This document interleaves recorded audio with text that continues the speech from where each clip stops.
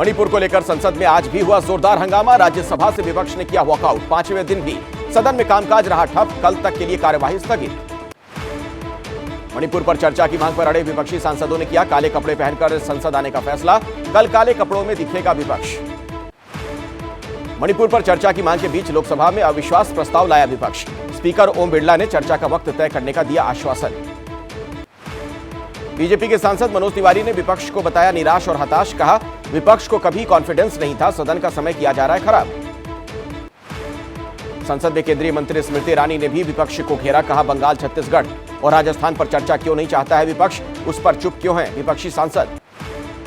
BJP के सांसद सुशील मोदी बोले अविश्वास प्रस्ताव लाना विपक्ष का अधिकार, लेकिन हमारी है प्रचंड बहुमत वाली सरकार।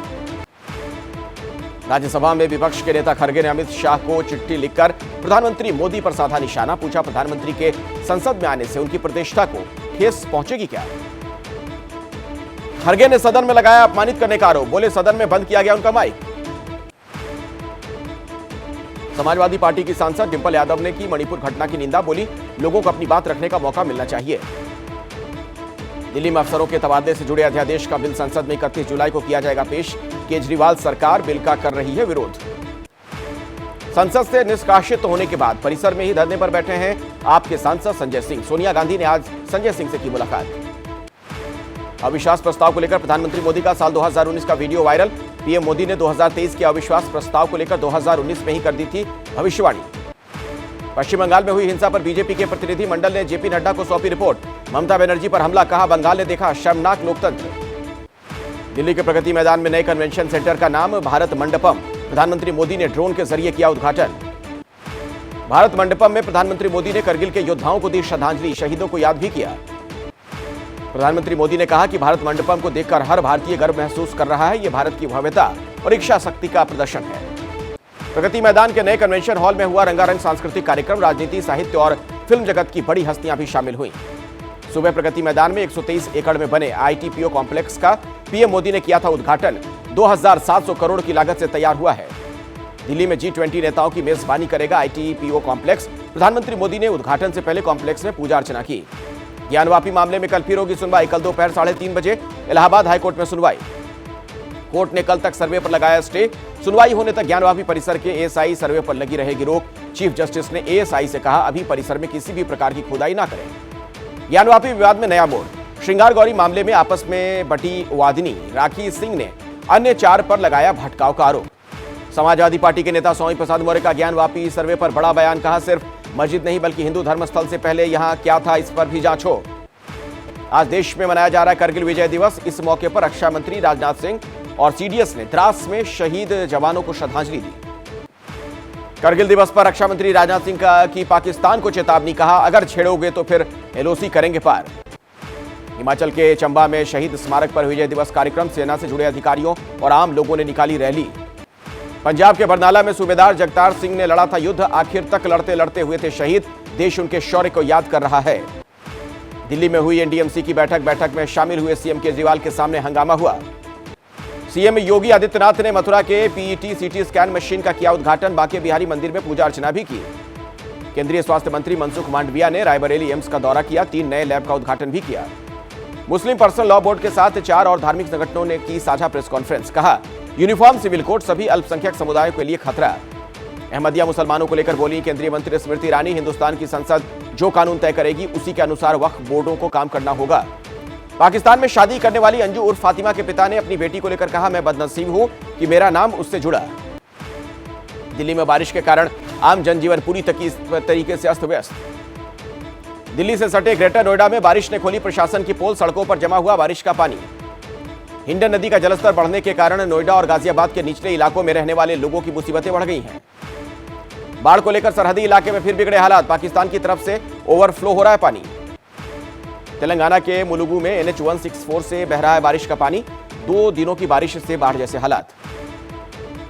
उत्तराखंड के टिहरी में पहाड़ से गिरा भारी मलबा। चपेट में आए 3-4 मकान बुरी तरीके से क्षतिग्रस्त।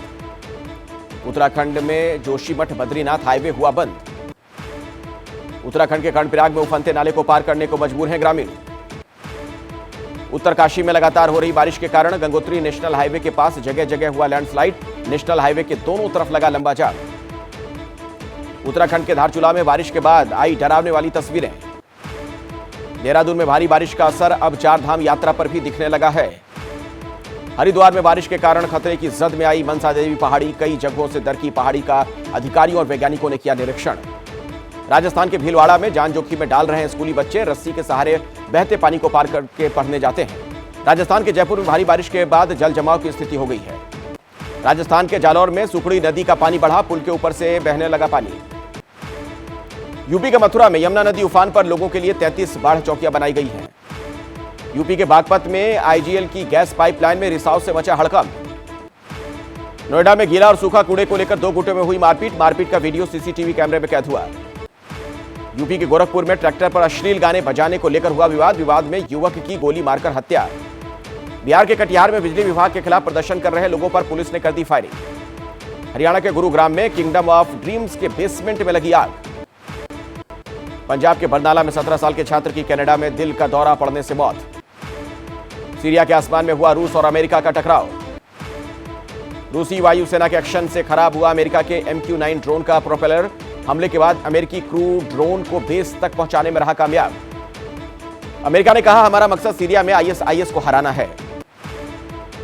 लायोआन में ताइवानी आर्मी ने किया युद्धाभ्यास। इंटरनेशनल हवाई अड्डे को चीनी हमले से बचाने के लिए ताइवान की तैयारी शुरू। जापान सागर में रूस और चीन करेंगे तीसरी साझा पेट्रोलिंग। युद्ध के बीच यूक्रेन में बढ़ा भ्रष्टाचार, सैनिकों की भर्ती में करप्शन के मामले में राष्ट्रपति ज़ेलेंस्की ने संकेत दिए हैं। रूस यूक्रेन युद्ध के बाद ग्लोबल अर्थव्यवस्था में IMF ने दिए मामूली सुधार के संकेत। बकमुट में यूक्रेन की 45वीं आर्टिलरी ब्रिगेड ने रूस के Strela 10 anti aircraft missile complex को किया तबाह। रूस ने बारूदी बौछार कर खार्किव को फिर से दहला दिया है। यूक्रेन को अमेरिका से मिलेगा $400 मिलियन का अतिरिक्त पैकेज। यूक्रेन का दावा, रूस का एक और KA-52 हेलीकॉप्टर किया ढेर। डोनेस्क में की गई कार्रवाई, अब तक ढेर किए जा चुके 311 हेलीकॉप्टर। पाकिस्तान में 7.5 रुपए यूनिट बढ़ाए गए बिजली के दाम। शहबाज सरकार के आदेश के बाद अथॉरिटी ने बढ़ाई दर। तोशाखाना केस को रोकने की इमरान खान की याचिका सुप्रीम कोर्ट ने की खारिज। डेनमार्क में तीसरी बार जलाई गई कुरान जलाने पर फूटा लोगों का गुस्सा। जुडिशियल बिल का अहम हिस्सा पास होने से इजराइल में तेज हुआ बवाल। हैती की राजधानी में हुई जबरदस्त फायरिंग, घरों को छोड़कर अमेरिकी दूतावास के बाहर पहुंचे लोग। फिलीपींस में राष्ट्रपति मार्कोस के देश के नाम संबोधन से पहले निकाली गई रैली, हजारों लोगों ने बैनर दिखाकर विरोध जताया। अमेरिकी राज्य विस्कॉन्सिन में तेज तूफान ने मचा दी है तबाही। अल्जीरिया के जंगलों में लगी भीषण आग से अब तक 34 लोगों की मौत। रिहायशी इलाकों तक पहुंची ग्रीस के जंगलों की आग, गाड़ियां और घर आग में जलकर खाक। भीषण रूप से धधक रहे इटली के जंगल, सिसिली इलाके में आग का तेजी से हुआ प्रसार। पुर्तगाल में भी दिखा आग का तांडव, 75 से ज्यादा लोगों को सुरक्षित स्थानों पर पहुंचाया गया। तुर्की के जंगल में भी आग के शिकार हो गए लोग, जगह जगह हेलीकॉप्टर से पानी की बौछार कर आग के प्रसार को रोकने का प्रयास। ऑस्ट्रेलिया के चिनेस बीच पर 51 व्हेल की हुई रहस्यमयी मौत। चीन के शंघाई में 4 साल की बच्ची का हुआ सफल हार्ट ट्रांसप्लांट।